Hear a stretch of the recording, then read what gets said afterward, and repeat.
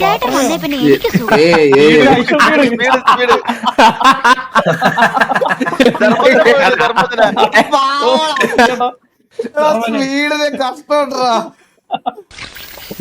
ചേട്ടൻ വന്നേ പിന്നെ എനിക്ക് സുഖം.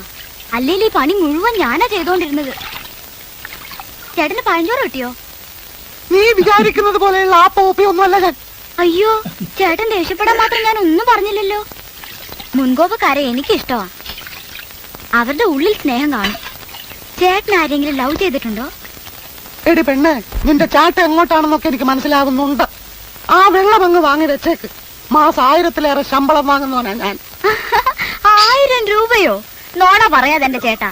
മാസത്തിൽ 40 രൂപയാ ചേട്ടന്റെ ശമ്പളം എന്ന് വലിയ തള്ള പറഞ്ഞു. അവളെ എന്തുവാ ഇവിടെ രണ്ടാളും കൂടി?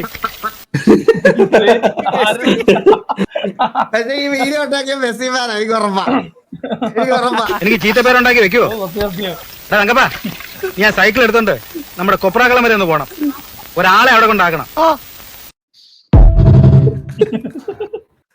എന്തൊക്കെയാണ്